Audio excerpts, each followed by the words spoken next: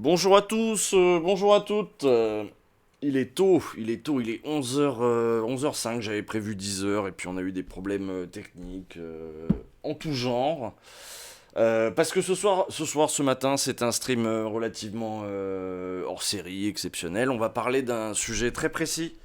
On va parler des lycées pro avec les profs qui ont initié une tribune dans Politis pour défendre un lycée pro ambitieux. Et en fait, bon, moi, je sais pas vous, mais moi j'ai fait bac général. Il y a plein d'enjeux autour du lycée pro et je connais beaucoup moins évidemment le lycée pro que le cursus. Vous m'entendez? Oui, c'est bon? Oui, c'est bon. Très bien.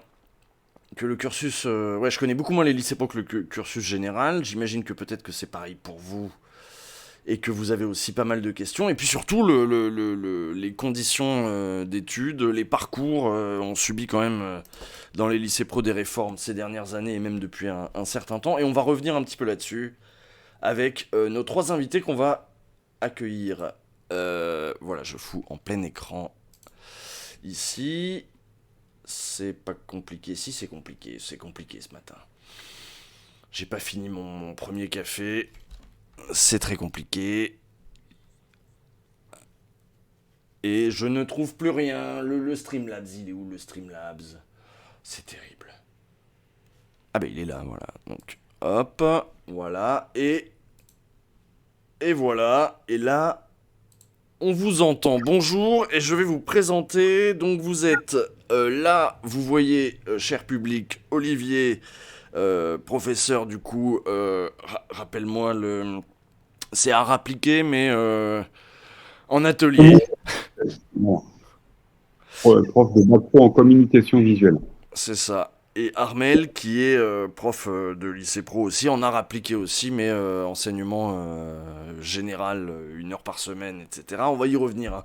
Et puis ensuite, ah bah cette fois il est dans le bon sens, Germain, voilà, parfait, qui est prof d'histoire et lettres. Parce que en bac pro, on est... Comment vous aviez dit? Vous aviez un terme tout à l'heure pour ça. Bivalent, bivalent. Bivalent. Vous êtes bivalent. Vous êtes bivalent ou c'est les élèves qui doivent être bivalents? Les élèves doivent être polyvalents. Polyvalent. D'accord, très bien. Alors, on va commencer tout de suite par revenir peut-être sur cette tribune qui a été publiée il y a quelques semaines maintenant. Il y a quoi dans cette tribune? Pourquoi avoir publié ça à ce moment-là? Est-ce que le lycée pro est vraiment en train de se dégrader particulièrement en ce moment? Donc, vous m'aviez parlé d'une réforme en 2019. Mais là, on en voit les conséquences maintenant. Qu'est-ce qui s'est passé? Pourquoi ce moment-là pour la tribune pour défendre les lycées pro? Ouais, vas-y. Bon alors, j'explique en gros le pourquoi du Olivier, comment de la du coup. tribune qui est passée, qui est parue dans Politis. Début septembre, Macron a fait une annonce au Sable d'Olonne sur une énième réforme du lycée professionnel. Et on remarque bien que c'est Macron qui a fait cette annonce-là et pas Pape Ndiaye, notre ministre de l'Éducation nationale. Donc il y avait un côté très volontariste. On va faire ça cette année. Dès 2023, il y aura telle ou telle chose, etc. Donc, on a bien compris que c'était du sérieux et que ça allait être compliqué vu ce qu'il allait nous annoncer. Mais Ce plus qui nous sérieux que la réforme de 2019? C'est-à-dire... Ouais. ouais. Et surtout sur des conclusions qui n'ont pas été tirées des deux précédentes réformes qui nous ont quand même, en tant que lycée professionnel, mis à genoux, quoi. Alors, quand je dis mis à genoux, c'est-à-dire qu'on n'a plus la possibilité, ou beaucoup moins, de former nos élèves de façon sereine et comme il faudrait, parce qu'on n'a plus, comme on dit souvent, on n'a plus les moyens, mais particulièrement en termes de temps. Et donc cette tribune-là, en fait, voilà, on va y revenir, mais comme en règle générale, les lycées professionnels, on n'en parle pas beaucoup, parce que c'est beaucoup d'élèves qui sont issus de catégories très populaires, mais il faut savoir que c'est un tiers des lycéens de France. Donc souvent, on n'en parle pas. Moi, j'ai souvent un petit exemple à donner. Tu vois, tous les ans, quand on te dit à la télévision que le bac commence parce que l'épreuve de philo, c'est le jour de l'épreuve de philo, eh ben, les lycéens professionnels, ils ont terminé leur épreuve de bac. Donc, ça veut dire qu'on invisibilise un tiers des personnes qui passent le bac cette année-là. Ils entendent à la télé, à la radio que le bac commence et eux, ils ont déjà fini. Oui, oui, Donc, le vrai bac, c'est le bac général, le bac de la filière de luxe. Ouais. Pour finir sur le pourquoi du comment de l'appel et de la tribune, nous, on a voulu sortir cette thématique de l'invisibilité. Et pour ça, on a lancé une pétition en ligne, ça c'est une chose, mais on a demandé à 200 signataires, 200 premiers signataires de bien vouloir la signer et voilà. Et leurs noms sont parus dans Politis et on a été voir des gens, évidemment de l'enseignement professionnel, d'anciens élèves du LP, des politiques, des artistes, des gens des syndicats, etc., pour montrer qu'en fait, ça doit concerner tout le monde, vu qu'on parle de la formation et aussi obligatoirement du monde du travail, des statuts et tout ça. Alors pourquoi ça concerne tout le monde? Parce que l'enseignement qui est délivré dans les lycées professionnels qui se dégrade, ça signifie aussi que il y a une partie de la population aussi qui est laissée un peu de côté dans la formation générale, y compris du citoyen, etc. C'est un peu ça le... C'était de mettre la focale sur le fait qu'on a un changement radical de société là qui s'annonce et de ce que doit être la mission de l'école. Oui, c'est Et ça. pour- En quoi ça intéresse aussi tout le reste de la société, ce qui se passe dans les lycées pro, quoi.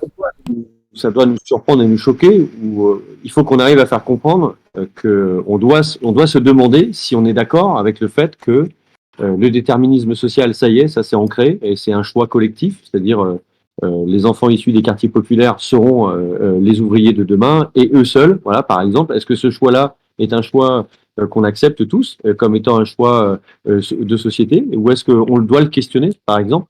Et donc, c'était aussi une façon de dire ça, de dire est-ce que vous acceptez tous que ce soit bien ce modèle-là dans lequel on rentre? Est-ce que vous acceptez tous que on réduise pour un tiers de notre jeunesse la qualification pour les faire entrer dans le monde du travail avec une rémunération faible? Et est-ce que c'est un choix qu'on accepte aussi? Est-ce que voilà, donc toutes ces questions-là, pour nous, c'est un choix de société, elles concernent tout le monde. Les Pourtant, moyens sur les plateaux, ils passent beaucoup de temps à dire que ce sont des filières qui sont très bien, que il n'y a pas de honte à envoyer son enfant dans le. Alors ils le font pas nécessairement eux-mêmes, mais vers le bac pro. Que c'est très bien parce que ça permet d'aller vers le monde du travail plus facilement, donc une meilleure insertion sur le marché du travail. C'est très valorisé dans les discours en fait.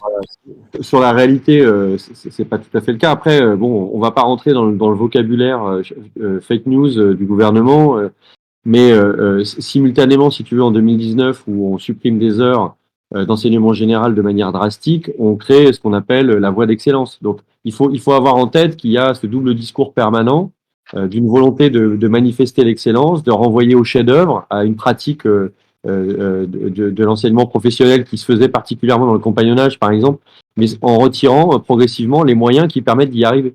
Donc, c'est ce double langage qu'on a en permanence avec ce gouvernement, et il faut bien le lire comme il est, c'est-à-dire que lorsqu'il parle d'excellence, c'est qu'on n'y est plus. C'est bien parce qu'on met cette couche langagière que derrière, il se trame autre chose. Enfin, c'est quoi les filières d'excellence? Qu'est-ce qu'ils désignent? Regarde, par exemple, pour te donner un exemple assez significatif, voilà, Notre-Dame a brûlé. On n'a pas arrêté de dire que c'était les futurs ébénistes, artisans, métiers d'art, etc., qui allaient pouvoir la reconstruire. Là, vous avez peut-être entendu parler, des gens qui nous entendent, qu'il y a une dizaine de lycées parisiens qui sont en train de fermer progressivement parce que ils passent sous le seuil d'un certain nombre d'élèves. Dans ces lycées parisiens, il y a des métiers d'art, par exemple. Il y a souffleur de verre. Donc, en fait, on n'arrête pas de dire que ces métiers sont géniaux, que c'est vachement bien, qu'il faut y aller, qu'il faut s'y orienter, mais dans la réalité concrète, on les ferme. Et Parce surtout, on n'a plus besoin de souffleurs de verre ou pourquoi on les ferme? Je pense qu'il y a une volonté de rentrer dans une dimension rentable de la formation et qu'il y a des nouveaux métiers qui se proposent à nous, qui sont moins qualifiés qu'avant, y compris sur les chaînes de production. Par exemple, si on prend les chaînes qu'on appelle maintenant des équipements industriels, qui sont les MEI, Bac Pro MEI, tous ces métiers ont énormément changé. Aujourd'hui, on est face à des machines qui principalement travaillent et où l'humain assiste la machine, alors qu'avant, la machine assistait l'humain. Donc, ça change la nature des métiers. Et du coup, on n'a plus besoin de la même qualification. Donc, on développe plus de la compétence maintenant, pas de la qualification. On fait en sorte que un individu soit capable d'aller sur une chaîne particulière de faire un mouvement X ou un mouvement Y, si tu veux, mais pas forcément de comprendre le mécanisme global qui se met en œuvre sur la chaîne de production qu'on réserve là à un cadre sup qui commande. Voilà, donc il y a une vraie modification des métiers du travail, et je pense qu'il y a un manque de volonté de fournir une main-d'œuvre adaptée. C'est pareil sur la voiture, hein, si on regarde les voitures, la façon dont elles se transforment et elles fonctionnent, nos élèves aujourd'hui changent beaucoup plus de blocs sur une voiture, par exemple, qu'avant, ils allaient être capables de démonter un moteur, de comprendre son fonctionnement, d'en changer l'intégralité. Aujourd'hui, on change des blocs.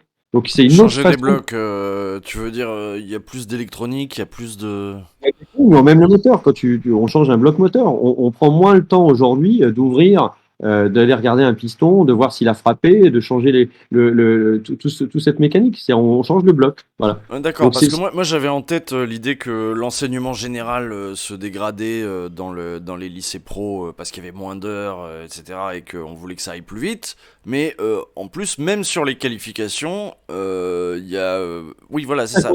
Il y a un contexte qui est un contexte de formation des jeunes à l'enseignement général et à la capacité à du coup accéder à l'étude supérieure et à avoir une émancipation de l'enfermement dans lequel il est entré, parce qu'après il faut qu'on rentre aussi sur la réalité, c'est-à-dire est-ce que les enfants sont là par choix, est-ce qu'ils sont là par orientation par défaut, quelle proportion d'entre eux vit ça, mais bon, il y a le problème de la qualification générale et de l'accès au sup et à une émancipation de l'individu, mais il y a aussi le problème du métier qui se renferme, quoi, et qui devient rabougri, et dans la formation professionnelle aussi, puisque en ayant perdu, ce qu'on rappelait, hein, en 2009, une année de formation, on a perdu une année de formation aussi au métier professionnel, comme à l'enseignement général, mais aussi au métier professionnel dans l'école, et donc pas dans l'entreprise. Donc et en 2009, sous Sarkozy, du coup, une formation bac pro qui aurait dû prendre 4 ans, stage compris, a été raccourcie à 3 ans, c'est ça? Voilà, historiquement, on avait BEP 2 ans, et certaines catégories d'élèves qui sortaient du BEP allaient en bac professionnel, et donc ils faisaient un cycle de 2 ans en plus, donc ça faisait 4 ans,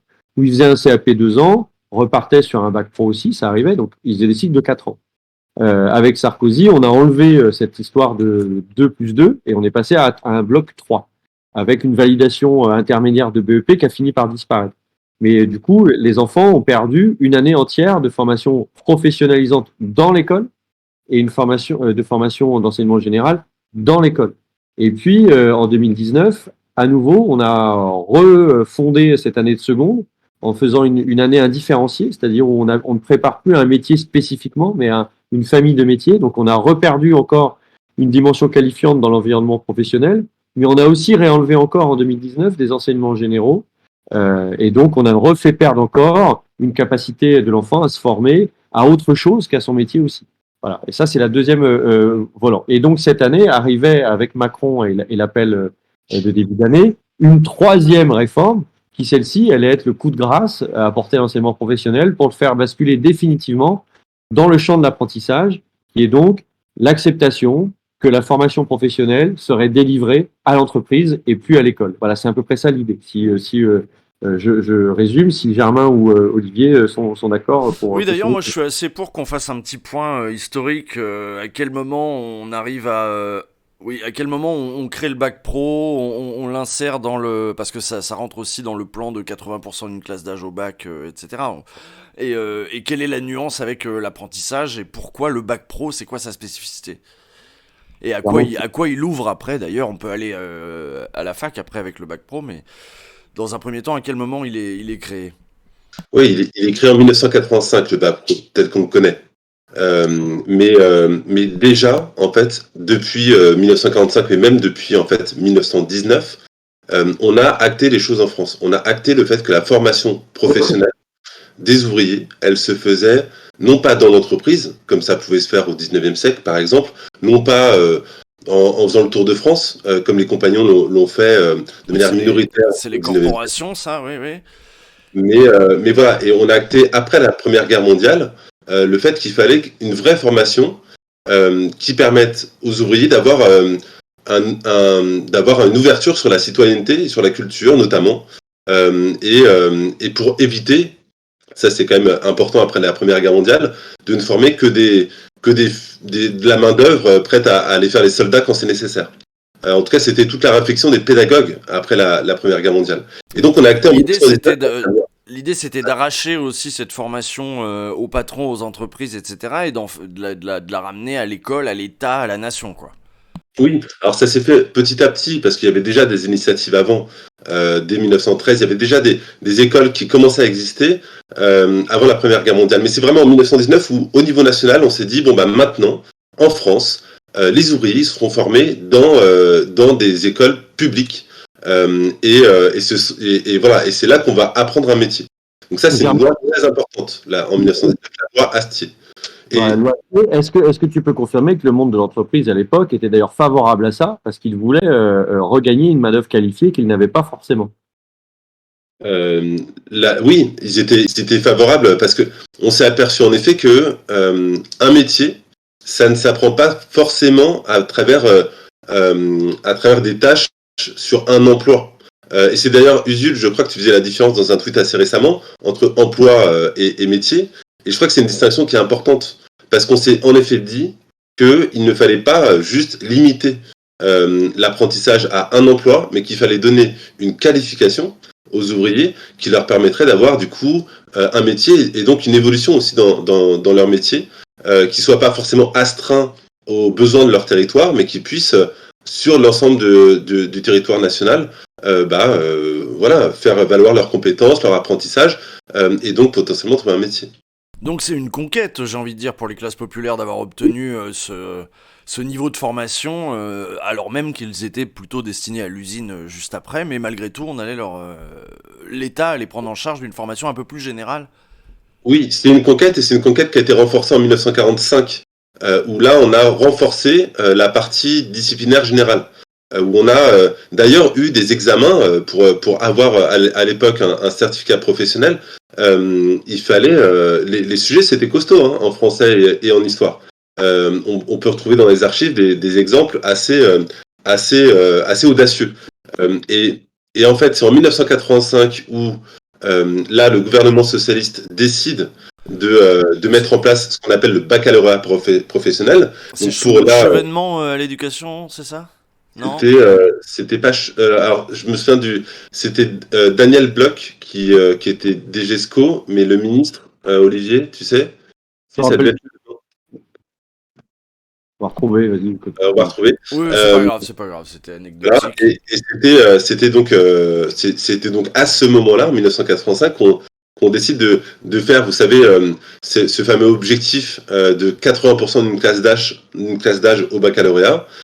Et ben, il fallait du coup permettre aussi aux classes populaires de pouvoir accéder au baccalauréat. Et c'est pour ça qu'on a créé le bac professionnel en 1985 et qu'on a créé donc des lycées professionnels qui reprenaient aussi ce qui existait déjà un petit peu auparavant. Hein. Il y avait déjà des écoles professionnelles qui pouvaient exister, mais voilà. Là, on avait ce bac-là, on avait ce diplôme qui était à la fois exigeant et qui reposait aussi sur une formation assez solide des enseignants. C'est-à-dire que pour être enseignant en lycée professionnel d'une matière professionnelle, il fallait déjà une certaine expérience. Il fallait passer par des écoles de formation. L'équivalent des UIFM pour les profs de matière générale. Et donc il fallait il fallait du temps en tout cas pour devenir prof de matière professionnelle et c'était une forme de reconnaissance aussi. Et puis en fait petit à petit les choses ont évolué et là peut-être que Olivier et Armel pourront compléter, mais la formation nécessaire pour être prof aujourd'hui n'est pas du tout la même. Les attentes ne sont pas les mêmes et le programme non plus ne sont pas les mêmes. Et c'est ça tout le problème. C'est que, en fait, on revient presque à une situation d'avant 1919 où, ok, il y a encore des lycées professionnels publics, mais par contre, la qualité des diplômes, l'exigence qui a été demandée depuis 100 ans, hein, quasiment, bah, en fait, cette exigence-là disparaît petit à petit, s'amenuise et on se retrouve avec des formations qui sont de moins en moins bonnes. Et on dit, ah bah maintenant que ça ne marche pas, eh ben, il faut créer de l'apprentissage parce que c'est l'apprentissage qui marche. Et donc, on va refiler comme ça, en fait, aux entreprises, le bébé, et on va permettre aux élèves, à des jeunes de 15-16 ans, on va leur dire, bah, va en apprentissage parce que c'est là que tu vas pouvoir apprendre un emploi, en tout cas, pas un métier, mais un emploi, et tu vas trouver un emploi pour après tes certifications. Donc, en fait, on revient à un schéma daté, quoi. Oui, d'ailleurs, c'est quoi l'apprentissage, ça fonctionne comment? On envoie les gamins à quel âge là-dedans? Et c'est quoi la différence, évidemment, avec le bac pro et le lycée pro? Oui, Alors, alors, il faut bien distinguer deux choses dans l'apprentissage. Il y a l'apprentissage avant le bac et l'apprentissage après le bac. À chaque fois aujourd'hui, quand on entend parler de l'apprentissage, on dit que c'est merveilleux, que ça marche bien, que ça permet une insertion professionnelle. À chaque fois, en fait, on parle de l'apprentissage après le bac. Ce qui n'a rien à voir avec l'apprentissage avant le bac. Parce que c'est évidemment pas le même public, c'est pas les mêmes emplois, c'est pas le même métier, c'est pas les mêmes compétences, et donc et c'est pas le même niveau d'encadrement non plus par la suite. Et c'est pas la même progression de carrière. Quand on parle, par exemple, de l'apprentissage, on nous dit c'est génial, les élèves ont trouvé un emploi 6 mois après. Bon, quand on regarde en fait dans la réalité, ceux qui n'ont pas le baccalauréat n'ont pas le même taux d'insertion que dans le supérieur. On n'est pas à 80% d'élèves qui réussissent à décrocher, à avoir un emploi comme dans le supérieur. On est plutôt sur du 25, 30, 35% maximum quand on est avant le baccalauréat. Parce que, pour différentes raisons, on pourrait y revenir. Donc ça, c'est un premier problème, le fait que l'insertion professionnelle n'est pas la même. Mais il y a un deuxième problème, c'est que le taux de rupture, beaucoup malheureusement d'élèves, de jeunes, de 15, 16, 17 ans qui sont dans les entreprises, ne vont, eux, pas jusqu'au bout de leur contrat d'apprentissage. Beaucoup, c'est vraiment une proportion significative? Oui, c'est de l'ordre de 50% dans certaines filières. Ça peut même aller à plus. Mais oui, on a des chiffres qui sont sortis à l'initiative de la DARES, qui publie justement ce genre de données. Et c'est assez affolant, en effet, de voir qu'avant le bac, le taux de rupture de contrat d'apprentissage est assez important. Donc, Alors, même en termes de public, il faut distinguer aussi la façon dont on recrute dans l'un ou l'autre. Nous, on est éducation nationale. Tous les enfants qui se présentent à nous, on les prend au lycée. C'est-à-dire que nous, on ne refuse pas les enfants. L'apprentissage, lui, il est conditionné d'abord à la découverte d'un patron, enfin au fait qu'un enfant ait trouvé un patron. Mais une fois que, comme le disait Germain, son stage s'arrête ou qu'il y a une rupture de contrat, etc., il revient chez nous. C'est-à-dire que nous, on le reprend. L'apprentissage, il n'est pas tenu de garder le jeune à l'école et il est pas surtout, il prend les profils qui l'intéressent. Donc, on n'est pas du tout sur la même nature alors, vas-y. Non, l'apprentissage, c'est aussi une mise au travail prématurée, non? L'apprentissage, en fait, c'est l'entreprise qui est centrale. Si tu as une entreprise, tu as un contrat d'apprentissage. Si tu n'as pas d'entreprise, tu n'as pas de contrat d'apprentissage, donc tu n'es pas scolarisé. Donc évidemment, tout ce qui est discrimination dans le monde de l'entreprise, sur le sexe, sur le handicap, sur tes origines sociales, si tu es enfant d'immigré, etc., tout ce que tu peux retrouver comme discrimination dans l'entreprise, tu vas évidemment le retrouver à l'école. Et ce que disait Armel, c'est qu'au lycée professionnel public, nous, on accueille tout le monde. Et vous défendez l'idée que le lycée pro, ça peut être donc une filière, une voie valorisante, de qualité, etc. Mais bon, même si là ça s'est dégradé, en vrai, on est sur quelque chose. D'études après bac dans un lycée professionnel, si je dis pas de bêtises, autour de 38%. Tu me mettras, Germain, si je me trompe dans les chiffres, mais je crois qu'on est autour de ça. Et quand on est en apprentissage, j'ai pas compris parce que ça a un peu bugué. C'était quoi le chiffre? La poursuite d'études après bac professionnel dans un statut public, c'est 48% de poursuite d'études. Si on est sur un système baccalauréat en apprentissage, c'est 7%. Donc il faut avoir en tête cette dynamique-là. Ça montre que l'entreprise ne forme pas à la poursuite d'études. Elle forme au métier auquel elle prépare. Point. Voilà. Parce que il faut, excuse-moi, il faut capter la réalité concrète de ce que ça veut dire. Quand tu passes un bac professionnel et que tu as 15 ans, par exemple, tu as fini ton collège, maintenant on redouble plus au collège. Donc tu arrives très très tôt au lycée professionnel. Tu as 15 ans. Là, on va te former, on va t'expliquer un métier dans ta formation. Pendant ce temps-là, pendant ces 3 ans-là, tu vas passer 4 périodes de stage. Jusqu'à présent, c'est 22 semaines dans le lycée professionnel public.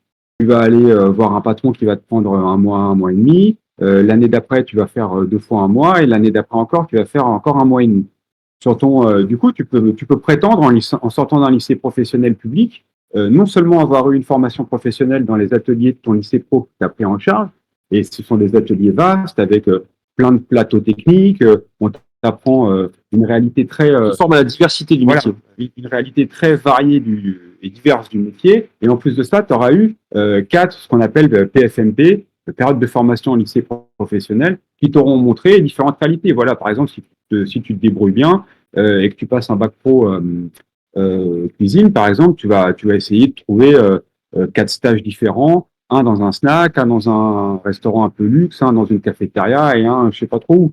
Bon, si tu fais un contrat d'apprentissage avec le même élève, il a 15 ans pareil, il fait 3 ans en contrat d'apprentissage, il passe un bac pro, mais lui, sa réalité concrète, son quotidien, c'est la moitié à l'école, la moitié à l'entreprise. Toujours la même entreprise. Ce qui veut dire que déjà, bon, il ne faut pas que l'entreprise ferme, il ne faut pas qu'il s'embrouille avec son patron, etc., parce que sinon il est déscolarisé, ça c'est une chose, mais il ne verra qu'une facette du métier. Oui, Et puis comme au bout d'un mois, il a fait le tour, quoi, Ouais. Et moi, tu vois, par exemple, dans mon domaine de la com visuelle, il y a des entreprises qui jouent le jeu, qui veulent bien prendre nos élèves en formation, etc. Mais des fois, les tâches, elles sont hyper répétitives. Dans une tâche, par exemple, euh, les gens qui font de la signalétique et du décor, tu sais, ils découpent sur un flotteur de découpe des, euh, des adhésifs pour pouvoir coller des lettres sur les vitrines, etc. Tu as une tâche super répétitive qui s'appelle l'échenillage, où en gros, avec une espèce de pince à épiler, tu retires, tu prépares ton support, etc. Ça prend des plombs. Tous mes élèves qui vont en stage, parfois, ils font ça pendant un mois. Même si le patron est sympa et qu'il met une bonne ambiance dans sa boîte, bon, bah là, ça dure qu'un mois. En apprentissage, ça va durer 3 ans, la moitié du temps. Ouais, on Ça, est... c'est une réalité. ouais, on n'apprend pas tellement grand-chose, du coup, mais ça fait de la main-d'œuvre pour les patrons. Financé par l'État. Financé par l'État, évidemment. Donc donc on a parlé de la réforme de 2009, du coup, qui ramenait à 3 ans la formation. On a parlé de 2019, qui enlevait des heures, c'est ça, des heures de formation générale ? Il y a une dimension que je voulais rajouter sur ce que Germain disait, qui me paraissait importante sur la question de la formation des enseignants, qui a énormément été modifiée avec le temps et qui joue un rôle non négligeable. Il y a une dimension qui est celle de la contractualisation du monde enseignant, c'est-à-dire le fait qu'on ne recrute plus des enseignants sur concours, qu'on ne recrute plus des enseignants en leur proposant une formation, mais qu'on les prend aujourd'hui. Tu l'as vu avec cette rentrée très spécifique, là où il manquait énormément de professeurs des écoles, etc. Mais Oui, on ça a fait touche du speed, du job dating, je sais pas quoi. avec aussi au pied levé des enseignants, etc. Bon, moi, j'en ai dans mon bahut, hein, dans le monde professionnel. Je ne blâme pas ces personnes qui ont toute raison légitime d'aller chercher un emploi. Je blâme l'institution de ne pas les mettre en situation de formation, ce qui est autre chose. Et là, je peux te le dire, pour ce qu'on vit, encore cette semaine, j'ai formé un collègue aux outils numériques de travail internes à l'établissement parce que personne s'en occupe de ce gars-là, tu vois. Et il est livré à lui-même dans l'institution. Donc, Est-ce qu'il y a une vraie différence avec les établissements d'enseignement général qui ont... c'est là où je voulais en venir spécifiquement, c'est que quand on dit il y a 8% de contractuels dans l'éducation nationale dans le second degré, il faut regarder le LP. Et puis après, il faut aller regarder combien il y a de contractuels dans le LP. Puis après, il faut aller regarder combien il y a de contractuels dans le LP du 93. Puis après, il faut aller regarder combien il y a de contractuels dans le LP du 93 de telle ville. Voilà. Et en fait, on se rend compte que ces 8%, c'est bien joli de le raconter comme ça. Bon, nous, on est contre cette contractualisation de manière générale. On est pour de la vraie qualification et formation enseignante. Mais après, les LP, ils vont concentrer, particulièrement dans l'environnement professionnel, des personnels non formés, quoi. Et ces 8%, chez nous, ça tient plus. On peut être à 40%. Donc, ça veut dire qu'on a une masse de formateurs à l'intérieur de ces structures qui n'est plus qualifiée et qui est livrée à elle-même. Là, sur la rentrée, c'est scandaleux ce qu'on vit. Moi, il y a des ateliers de menuiserie où on n'avait pas d'enseignants formateurs et où on est au 3e essai, quoi. Parce que le gars, il arrive, il essaye, puis il explose. En fait, ça peut pas marcher comme ça. Tu peux pas arriver dans un atelier bois avec des gamins de LP et de CAP de différents profils et t'improviser enseignant quand tu arrives du monde du travail. C'est pas vrai. Donc, ouais, ouais. Donc, c'est ça qui craint en plus. C'est-à-dire qu'au-delà des réformes successives qu'on a subies de transformation et de perte de qualité et de quantité de formation et de temps consacré à cette jeunesse, on y met aussi les moins bien qualifiés d'entre nous. Voilà. Et ça, c'est le couperet supplémentaire, si tu veux. Bon, sans compter que Encore une fois, je prends des jeunes chez nous, il est arrivé que pendant 6 mois, ils n'aient pas de formation professionnelle, parce qu'on n'a pas de prof, on n'a personne. Donc, c'est vraiment les oubliés, des oubliés, des oubliés de tout, tu vois. Et du coup, est-ce que vous avez des chiffres sur l'origine sociale, les publics que vous avez en lycée pro Vous avez des Germain, chiffres ou... 93%, un chiffre très intéressant, 93% des élèves de lycée pro ont un IPS inférieur à la moyenne nationale. Un IPS, c'est-à-dire un indice de, de position sociale, c'est-à-dire en gros, c'est les classes populaires, quoi, si on peut schématiser. l'IPS, il est calculé sur la base de critères classiques, hein, de capital culturel, capital social, etc. Et donc, il y a une sorte de note qui est donnée à une famille et qui fait la moyenne d'une structure d'éducation. Et voilà, on sait que, pour reconfirmer ce que dit Germain, c'est que le lycée professionnel est très impacté par des milieux sociaux plus fragiles. Ouais, Donc, oui, tu vois, dans une société bienveillante, en théorie, quand tu as des élèves de ce profil-là, tu leur en donnes 2 fois plus. Et là, a priori, on en donne 2 fois moins, et plus ça va, plus moins on en donne. Et en plus, l'État se désengage de sa responsabilité. Il y a un truc, moi, que j'aimerais vraiment aborder, c'est que si tu veux, dans les annonces de Macron, c'est pour expliquer le rôle de Carole Grandjean. On parle beaucoup. Oula, c'est qui Carole Grandjean? Alors, tu vois, Macron, il a expliqué que à partir de maintenant, le lycée professionnel allait être sous la double tutelle et du ministère de l'Éducation nationale et du ministère du Travail. Donc, avant 1919, c'est-à-dire ce dont parlait Germain tout à l'heure, C'est ça. c'est-à-dire on revient au début du 19e siècle. Et donc, tu vois, le ministre du Travail, c'est Olivier Dussopt, on en parle beaucoup en ce moment. Oui. Voilà. Le ministre de l'Éducation nationale, c'est Pape Ndiaye. Et pourtant, la personne qui porte ce projet de transformation de l'enseignement professionnel, c'est Carole Grandjean, c'est-à-dire c'est la personne, en gros, qui va faire le lien, c'est la ministre déléguée qui va faire le lien entre ces 2 ministères-là.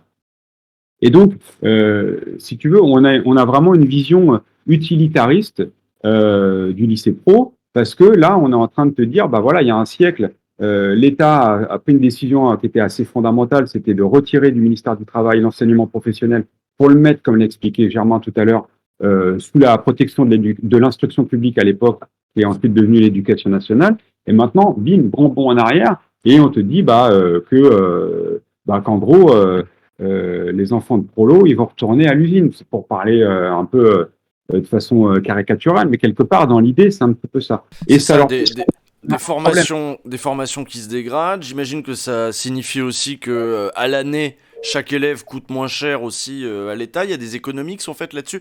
Vous Il y avez... a des économies qui ont été faites, qui sont faites et qui basculent sur des sociétés semi-publiques de financement de l'apprentissage.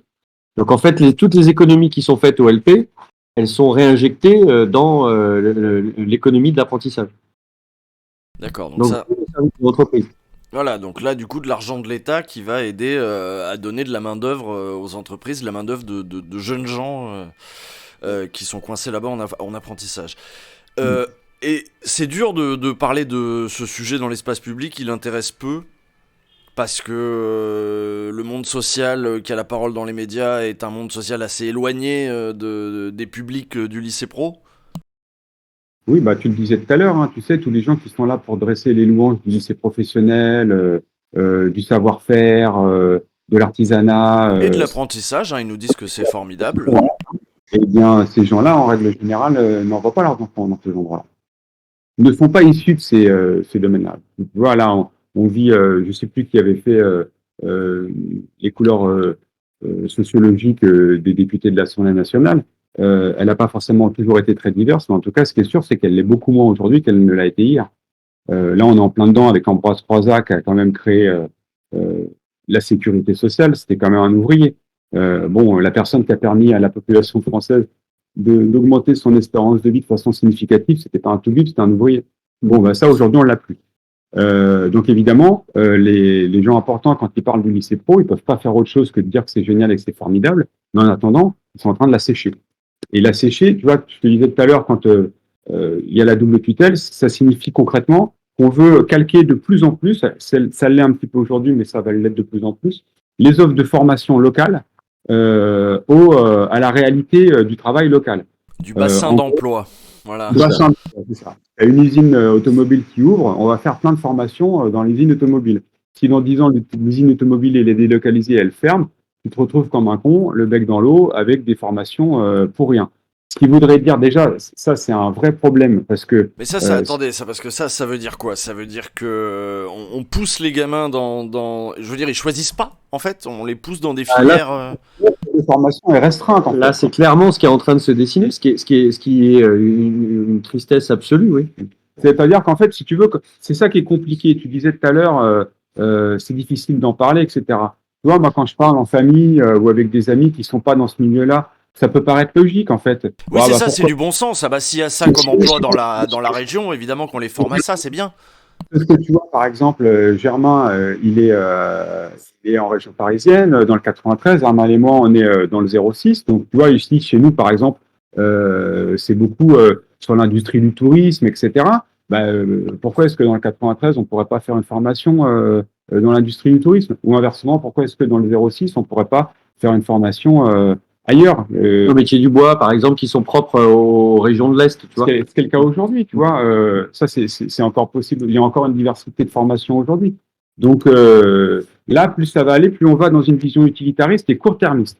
C'est-à-dire qu'en fait, si tu veux, l'enseignement professionnel, il évolue toujours en parallèle avec une politique industrielle. Alors bon, la politique industrielle française, elle est un peu compliquée, mais surtout, il faut voir plus loin. Tu vois, aujourd'hui, on peut estimer que dans les années à venir, on va avoir besoin de gens qualifiés dans les métiers de la transition écologique, dans les métiers du soin, parce que il y a de plus en plus de personnes âgées, etc. Donc, on pourrait dire qu'on mettrait le paquet sur ce genre de formation. Mais eux, ils vont mettre le paquet sur les formations locales, qui vont peut-être ne plus avoir la même réalité dans 5-10 ans. Ouais, donc tu veux dire, plutôt que de planifier, d'avoir une stratégie, en fait, on va répondre aux besoins actuels de ce qu'il y a actuellement. Donc, c'est là que tu as quelque chose de rabougri. Surtout en enlevant toute la dimension citoyenne dont on parlait, qui était historique et qui est donc de ne pas dévouer ces enfants-là exclusivement à leur métier ou à un métier qu'ils apprennent, mais de leur donner aussi les outils pour s'en émanciper s'ils en ont le désir ou alors progresser dans leur carrière. Mais là, c'est aussi ça qu'on enlève. Donc enfin, la problématique, elle n'est pas que sur la carte des formations, elle est ou sur les problèmes des métiers ou sur l'offre qu'on donnerait. C'est aussi sur le fait qu'on ne forme plus les citoyens. Alors, est-ce que peut-être Germain, tu peux développer sur ce truc, toi qui es prof justement de lettres, histoire, c'est fondamental d'avoir ces heures-là, elles se sont rabougries au fil des ans. Est-ce que toi, tu as l'impression au quotidien de former des citoyens, ça marche d'avoir quelques heures d'histoire et de français? Oui, ça marche, mais le problème, c'est que je suis obligé de tricher un petit peu, je t'avoue, Usul. Parce que, en fait, le nombre d'heures a en effet baissé depuis plusieurs années. Par exemple, très concrètement, avant, en terminale, j'avais 5 heures pour enseigner l'histoire et le français. Ok. Aujourd'hui, j'ai plus que 3 heures. D'accord? Donc, on a perdu 2 heures. Sachant que, comme tu le sais, donc je suis bivalent, donc j'ai français et histoire-géographie. Donc, 3 heures par semaine, déjà, c'est pas grand-chose. En fait, 1 heure de cours, ça passe extrêmement vite, les élèves le savent. Le niveau d'apprentissage on a déjà des élèves qui ont des lacunes, où il faut reprendre beaucoup de fondamentaux. En gros, je me retrouve parfois à des absurdités au niveau du programme, mais j'ai 8 heures, par exemple, en terminale, pour enseigner toute la partie sur le jeu des puissances. Donc c'est la guerre froide, la construction européenne, la décolonisation et le monde multipolaire depuis la chute du mur de Berlin. En gros, 8 heures. Je sais pas si tu te rends compte. Et avec une évaluation, évidemment, à la fin. Donc, autant dire que c'est un petit peu limité. Donc, en fait, je triche. Et comment je fais pour tricher? Je fais des sorties, j'organise des projets, je mange un peu sur les heures de cours de l'école. En plus des 3 heures qu'ils ont, t'essaies de gratter des espaces, une petite sortie scolaire, c'est ça. Exactement, parce que c'est essentiel, si tu veux. Je peux pas, je me résous pas, si tu veux, mais je crois qu'on est nombreux, les profs de lycée pro, à accepter cette situation où en fait on n'aurait plus beaucoup d'heures disciplinaires et on devrait s'en contenter pour pouvoir apprendre des choses à nos élèves. Donc ce qu'on essaie de faire, en effet, c'est de fonctionner par projet et puis de le faire aussi d'ailleurs en associant nos collègues de matière professionnelle pour qu'ils puissent eux aussi se retrouver là-dedans. Donc, On triche un petit peu, pour l'instant ça tient encore, c'est difficile, c'est compliqué. Mais ça tient mais aussi sur votre énergie et votre investissement qui est pas spécial, Ouais. qui peut aussi vous user quoi à terme. c'est sûr. L'école est un hôpital comme un autre. Hein. Comment? L'école est un hôpital comme un autre. Un hôpital, t'as dit? Comme un autre. Ça tient sur. Oui, c'est ça, sur une volonté des gens. Quoi. sur le fait que bon, pour vous, ce métier a du sens, donc vous vous investissez peut-être plus que ce pourquoi vous êtes payé et récompensé à la fin, quoi. Oui, toujours. En tout cas, on est très nombreux, je sais, parmi les profs de lycée pro, à tester des choses. On a choisi d'être prof en lycée. C'est une des particularités de notre métier, c'est que on a choisi vraiment d'enseigner en lycée pro. On peut pas être en collège, on peut pas être en lycée. Enfin, maintenant, c'est possible depuis un décret l'année dernière, mais voilà. Initialement, on a vraiment choisi d'être avec ce public-là, parce que pour Oui, plein de pourquoi raisons. d'ailleurs, oui. Pour plein de raisons qui nous appartiennent, mais déjà parce que à titre personnel, c'est des élèves qui sont proches de l'âge adulte, donc de la citoyenneté, et je trouve ça assez intéressant justement de pouvoir intervenir à ce moment-là précis dans leur formation pour justement être utile quoi dans leur apprentissage. Et puis aussi parce que en effet la pédagogie traditionnelle, elle peut pas fonctionner. On peut pas avoir une pédagogie frontale. Frontale, je veux dire, avec le prof et puis les élèves qui sont en face, avec un plan de classe qui est déterminé à l'avance et qui n'a pas bougé. Est-ce que c'est automatique que, en gros, les élèves que vous allez avoir en lycée pro sont des élèves qui étaient en difficulté avec le système scolaire traditionnel? C'est automatique ou il y a des... Non, c'est pas automatique, mais on en retrouve quand même beaucoup. La proportion dans une classe est quand même importante d'enfants qui ont vécu l'école de manière douloureuse, quoi. Je vais te donner un exemple significatif encore. C'est les Ulysse. Tu sais, les Ulysse, les classes Ulysse, les sections Ulysse, c'est des dispositifs dans les établissements de la primaire jusqu'au lycée qui permettent d'accueillir les élèves en situation de handicap. Donc, des fois, ils sont extraits de leur classe, ils passent un temps en Ulysse et puis après, ils vont dans d'autres classes, etc. Bon, des sections Ulysse, en théorie, hein, sur le papier, il devrait y en avoir partout. Dans la réalité, dans la pratique, on va dire, du lycée, il y en a quasiment exclusivement qu'en lycée professionnel. Ce qui veut dire que le collège c'est pas un très beau mot, mais c'est la réalité. Il a écrémé Écrémé, et que les élèves qui, pour X raisons, et notamment la raison du handicap, n'ont pas pu suivre une scolarité comme ils auraient dû, on les oriente vers le lycée professionnel. Donc il y a vocation à accueillir des publics, des élèves qui ont été... Oui, c'est ça, qui ont été mis en échec par le... C'est pour ça que je trouve que c'est un exemple significatif, parce que le lycée général pourrait tout à fait avoir une section lycée. Je ne dis pas qu'il n'y en a pas dans les lycées généraux, mais il y en a quasi exclusivement qu'en lycée. C'est quelque chose que j'ai appris il n'y a pas longtemps avec un médecin scolaire. D'accord, donc ça va de soi que pour les Ulysse, ce sera du lycée pro plus volontiers, quoi. Et dans cette tribune, quels sont vos... Parce que là, il y a une nouvelle réforme donc annoncée par Macron. Quelle est l'échéance de cette réforme et quelles sont vos revendications dans la tribune? L'échéance, tu veux en parler, Germain ou Armel ou... L'échéance, on a des groupes de travail qui s'organisent jusqu'à la rentrée de 2023 avec des modalités d'application qui ont un peu bougé dans l'année. C'est-à-dire qu'on a quand même un gouvernement qui a, on va dire, donné l'impression de revenir en arrière. Alors à la fois parce qu'il y a eu des mobilisations importantes des lycées pro, mais aussi parce que le monde de l'entreprise lui-même s'est rendu compte que c'était aberrant parce qu'il voulait donner 50% de formation en entreprise en plus au lycée professionnel. Ça veut dire mettre les élèves encore plus en stage. Donc, on passait de 22 semaines sur un cycle de 3 ans à 33 semaines. Donc, ça, c'est le monde de l'entreprise qui a dit non. Qui a dit, nous, on n'est pas en capacité de s'occuper de vos gamins. C'est à vous de le faire à l'école. Mais il y a aussi eu la mobilisation des lycées pro sur 2 dates de début d'année qui ont joué là-dedans.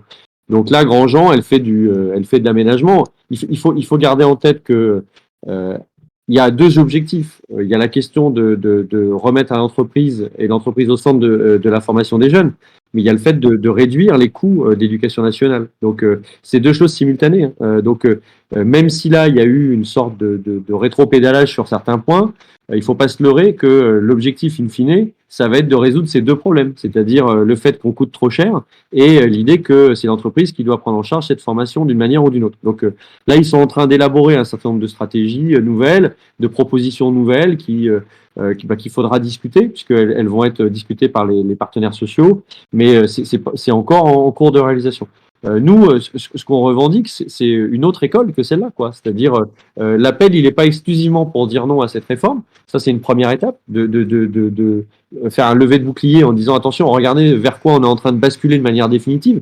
Mais c'est aussi de reposer cette question du modèle collectif qu'on veut produire d'école. Et est-ce que le lycée professionnel doit rester ancré tel qu'il a été ancré depuis les années 80 comme ça, quoi. Est-ce qu'il n'y a pas un autre modèle à penser, un lycée unique, etc. Donc, ça, c'est plus tard. Mais je veux dire, l'appel, c'est déjà de dire là, attention, danger, on est en train de sacrifier 33% de la jeunesse lycéenne, il faut s'arrêter, on est déjà bien bas, on peut pas aller plus bas. Et après, c'est de dire quel modèle collectif on va produire. Voilà. Et ça, ce sera la suite. Mais déjà, il faut arrêter ça. Donc, il faut que tout le monde comprenne collectivement ce qui se joue pour cette catégorie de la population et sur le statut du travail oui, je te laisse te dire. Non, vas-y. Oui, parce que et j'aimerais bien que vous développiez sur les conséquences de ces métamorphoses successives et il y a une conséquence ce à quoi qu'on on peut s'attendre dans les années à venir sur ces jeunes-là qui auront eu Il y a une conséquence qui est déjà actée et qui montre, c'est la modification de la convention collective de la métallurgie, et ça concerne 1 600 000 salariés. On vient de modifier de manière importante cette convention qui maintenant définit la rémunération à la compétence et plus à la qualification. Donc ça, c'est un des enjeux collectifs. Le lycée professionnel ne forme plus, comme on l'a dit, ne qualifie plus la jeunesse. On est aujourd'hui orienté sur la compétence exclusivement et qui est relativement faible. Quand on parle de compétence, on est sur une dissection très méticuleuse de toutes les capacités que l'élève peut emmagasiner le temps de sa formation. Mais à l'arrivée, on est en train d'ancrer dans le monde du travail aussi que la rémunération, elle va se figer là-dessus.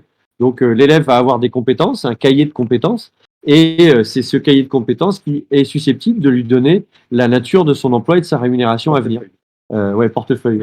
C'est un portefeuille de compétences. On dit un portefeuille de compétences. Et c'est quoi la différence avec pourquoi c'est mieux la qualification? Parce qu'en fait, c'est un peu. Je vais prendre une échelle très schématique pour que tu le comprennes et que tout le monde le voit. Moi, je le dis comme ça. Après, peut-être que Germain et Olivier l'exprimeraient autrement. Tu peux savoir appuyer sur une pédale et savoir freiner, mais tu sais pas faire du vélo. Voilà, c'est ça la réalité. C'est que ta compétence, c'est bien d'être capable d'appuyer sur la pédale ou d'être capable de freiner. Et tu l'as acquis, ce truc. Mais faire du vélo, tu sais pas. Et voilà. Et nous, ce qu'on voudrait, c'est que nos élèves, ils sachent tous faire du vélo. Et c'est pas de se contenter d'une partie du problème. Voilà. Est-ce que c'est clair ce que je dis pour Germain? Oui, c'est-à-dire, ça suppose une qualification, donc une autonomie aussi, Un exemple concret dans le métier que j'enseigne à mes élèves, les métiers du graphisme. Être graphiste. Un métier plus qu'une somme de compétences, quoi. Tu vois, le métier du graphisme, par exemple, c'est de savoir en gros, traiter le texte et les images, avoir des notions de composition, avoir des notions d'équilibre, de mise en page, avoir une connaissance historique des courants graphiques. Bon, voilà. Ça, c'est la qualification de ton métier qui va te permettre d'évoluer toi-même une fois que tu seras parti de l'école et que tu commenceras ta carrière professionnelle. Bon, le métier de graphiste, il se prolétarise comme tous les autres métiers. Et par exemple, tu peux voir sur Internet des offres de gens qui proposent leurs services parce que ils savent détourer sur Photoshop ou vectoriser une image un peu dégueulasse pour faire un joli logo. Oui, donc et puis maintenant, c'est des services qui même se vendent à la pièce, très peu cher, etc. Tu as une compétence pour vectoriser un logo qui va pouvoir, tu vas vendre ta force de travail 25 balles, mais à côté de ça, tu n'es pas graphiste, et puis les graphistes, eux, ou les infographistes, qui sont qualifiés, qui ont une culture de leur métier, plus ça va aller, plus on va leur demander de faire du détourage sur Photoshop ou exclusivement de la vectorisation, et ils se retrouveront avec une rémunération qui ne sera pas à la hauteur de leur qualification. Et en même temps, on a envie de dire que ça accompagne aussi les métamorphoses et la détérioration aussi des métiers et des tâches qui sont confiées de plus en plus. Oui. Si tu veux, cet appel-là, c'est pour ça qu'on l'a proposé à autant de personnes qui viennent de milieux très différents. On a, je pense à des gens qui ont signé, mais tu vois, ce que je veux dire, c'est on veut l'inscrire dans une perspective plus large. Si nos métiers, si le CDI est de plus en plus rare, si on a de plus en plus tendance à aller vers les CDD, l'intérim, l'ubérisation, etc. Bah, J'étais avec un évidemment, camarade CGT hier qui me parlait de tâcheronisation de beaucoup de métiers, quoi. beaucoup de métiers, enfin, l'employabilité. exactement. Et tu vois, le but du jeu pour eux, au gouvernement, c'est de combler les emplois. Tu vois, par exemple, ils parlent toujours des métiers en tension. Eux, leur problème, c'est de combler les emplois. Si, alors demain, ils sont en train de penser à une immigration choisie ou des élèves qui vont être apprentis et qui vont combler ces emplois. Eux, c'est ça qui les importe. C'est pas les conditions de travail dans ces mêmes emplois. C'est pas les raisons pour lesquelles ces emplois-là ne sont pas pourvus. Enfin, tu vois ce que je veux dire. Et donc évidemment, la tâcheronisation des métiers. Eh ben, quand tu regardes le projet qui nous intéresse sur la case du lycée pro, de l'enseignement professionnel, on est en train de former des gens qui ne seront plus qualifiés, mais qui auront un portefeuille de compétences, comme dit Carole Grandjean, et pour ensuite travailler dans des métiers de tâcheron, en fait.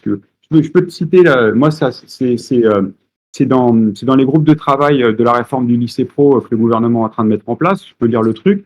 Ces finalités sont décisives tant pour la justice sociale que dans une perspective de plein emploi. Permettre à toute une partie de la jeunesse d'acquérir les compétences nécessaires à son épanouissement professionnel et lui fournir un portefeuille de compétences solides pour s'adapter aux évolutions du monde économique tout au long de sa vie active. Donc, moi, pour moi, Ah oui, en plus, on est condamné à s'adapter tout au long de sa vie avec notre petit portefeuille. C'est ça. Donc là, en 4 lignes, tu as tout résumé, en fait. Et le lycée, son objectif devient le plein emploi et non pas la formation de citoyens. Et le plein emploi, faut bien redire ce que ça veut dire. Ça veut dire que chaque entreprise capitaliste qui a besoin de main d'œuvre, d'acheter de la main d'œuvre, va en trouver. C'est ça le plein emploi. C'est pas chacun aura un travail. C'est chaque secteur en tension, chaque capitaliste qui a besoin de main d'œuvre va la trouver, va trouver une main d'œuvre qui lui correspond, qui soit pas trop chère, qui soit assez formée mais pas trop. À la journée, au mois. Excuse-moi, mais Jules, tu mets le doigt sur un sujet qui est extrêmement important. Est-ce que le lycée professionnel là, pour répondre aux besoins du marché, donc pour répondre aux besoins de main-d'œuvre, là c'est vrai qu'en France, main-d'œuvre, voilà, tout le monde n'arrête pas de le dire tout le temps pour qu'on puisse produire local, pour qu'on puisse consommer local. Ok, d'accord. On a ce besoin-là. N'empêche que, à quel prix ça doit se faire? Est-ce que ça doit se faire au prix de la citoyenneté des élèves justement enfin des jeunes qui ont 15, 16, 17 ans, en leur disant bon bah maintenant tu vas aller bosser parce qu'on a besoin de main d'œuvre. Non, je crois pas que ce soit la solution.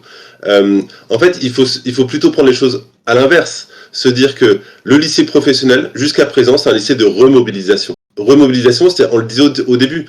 La plupart des élèves, en effet, ils sont brisés par l'éducation nationale. Ils ont été oubliés généralement par les enseignants. Ils sont au fond de la classe. Ouais. Voilà. Et eux, ils arrivent dans un lycée, et nous, on est là, en tant que prof de lycée professionnel, pour les remobiliser. C'est-à-dire leur redonner confiance, essayer de faire en sorte qu'ils puissent avoir des perspectives. Ça marche pas toujours, hein. Oui, C'est pas comme du dans 100%. les films français, quoi. Ouais. Mais voilà. De meilleure qualité. Mais du coup, on est quand même dans cette optique-là, quoi. Et on n'est pas dans l'objectif d'ailleurs, une des preuves de ce que j'avance, c'est que les élèves, généralement, ils subissent leur orientation. En troisième, c'est pas vrai qu'à 14 ans, on se dit, bah ouais, moi, je vais travailler j'en sais rien, moi, dans la carrosserie, ou alors je veux travailler dans le graphisme, ou voilà. En fait, ou alors d'ailleurs, même si c'est ça qu'ils disent, c'est pas ça qu'ils vont faire derrière. Parce que la plupart de mes élèves, qui sont aussi en communication visuelle, dans le 93, en fait, ils font autre chose derrière. Ils apprennent, ils font un autre métier, qui n'a parfois rien à voir. Et en fait, tant mieux, j'ai envie de dire. C'est parce qu'on leur apprend pas juste un métier, juste un emploi, juste des compétences, mais on leur apprend un ensemble de compétences et à ce qu'ils puissent se débrouiller par la suite. C'est pas toujours simple, c'est compliqué, il faudrait nuancer, on n'a pas forcément le temps, mais voilà, c'est ça l'esprit. On veut pas avoir un lycée professionnel qui réponde aux besoins du marché, on veut un lycée professionnel qui est là pour remobiliser une partie de la jeunesse qui jusqu'à présent a été oubliée sur les bancs de l'école. Et maltraitée même Maltraitée. par une école sélective qui reproduit les inégalités sociales, etc. Mais c'est un choix de société, quoi. C'est ça. Et alors, moi, je suis désolé, mais la manif à Lyon, elle va commencer dans pas longtemps. Donc, on a lancé à 11h, là, il est midi. Je crois que la manif à Lyon part à midi, donc je serai à la bourre de toute façon. Mais je pense qu'on va arrêter là pour aujourd'hui. Votre tribune, elle est dans Politis. Alors, notre tribune, elle est dans Politis. Il y a un lien aussi vers une plateforme internet qu'on a montée. On peut la retrouver sur www.politis.fr. préparonslariposte.org. Et là, il y a le texte, il y a les 200 signataires, il y a Donc quelques si on liens. tape lycée pro préparons la riposte, on trouve... Et le hashtag Préparons la riposte, généralement, tu tombes sur à peu près tout ce qu'on fait. On a même fait des super t-shirts. Bah oui, je vois ça. Tu vois, lycée pro, zone à défendre, parce que nous, on estime que c'est vraiment une zone à défendre. C'est-à-dire que non seulement il faut contrer l'attaque qu'il y a, mais il faut réfléchir à quelque chose de beaucoup plus ambitieux et émancipateur pour la suite. Bah tout à l'heure, vous avez parlé de lycée unique. Voilà, si ça vous fait kiffer, vous pouvez les acheter, on ne prend pas un rond là-dessus. C'est l'imprimeur qui, voilà, vous commandez ça à l'imprimeur et vous les envoie, c'est prix coûtant. Il n'y a pas de caisse pour nous, il n'y a rien du tout. C'est juste qu'il faut justement, ça permet de parler de ça, de montrer que on va pas se laisser enterrer vivant. Eh ben merci beaucoup. Je pense c'était assez instructif. Là, ils sont 1365 à avoir écouté, puis il y aura un replay. Enfin, ils sont 1365 là maintenant. Au début, ils étaient un peu moins nombreux, mais ils ont commencé à arriver. Moi, j'ai appris plein de trucs en tout cas, parce que c'est vrai que je connaissais pas de ouf le lycée pro, mais je voyais un peu la problématique. Je voyais le truc global qui était, voilà, ça sèche, il y a moins d'heures, et puis surtout, on traite mal les gamins des classes populaires, tout simplement. Hein, donc, bon courage à vous. Merci Gilles.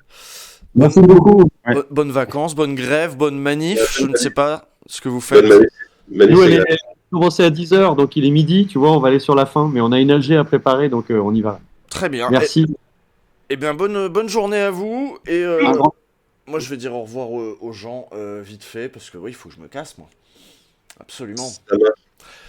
Ciao. Je vous laisse raccrocher, et moi, je vais... Ouais, merci beaucoup, Gilles. Ciao. Où est-ce qu'il est, mon truc? Au revoir. Au revoir. Qu'est-ce que j'ai fait? Je suis perdu, je suis pressé, je suis perdu. Je suis stressé d'être en retard comme ça, là. Il est où mon Streamlabs, là? Mon Streamlabs OBS, voilà, il est là, voilà. Oh là là. Bah ouais, du coup, je vais speeder, moi. Je vais speeder, genre, là j'étais un peu... Non, j'ai tout bu le café, c'est bon, là je suis à peu près réveillé, je vais filer dans la douche et après je vais filer à la manif. Bonne manif à vous aussi, si vous y allez, que ce soit à Lyon, à Paris, où que vous soyez, même dans des sous-préfectures. On parle beaucoup des sous-préfectures en ce moment. Si vous êtes dans une sous-préfecture, n'hésitez pas à aller gonfler les rangs des manifestants. Merci à vous, je coupe, voilà, je coupe. Et bonne journée. Mais j'ai reperdu Streamlabs? Mais je comprends pas. Ah voilà, c'est ça, faut que je coupe. Oui, je coupe, je fais pas de raid. Bonne soirée. Bonne après.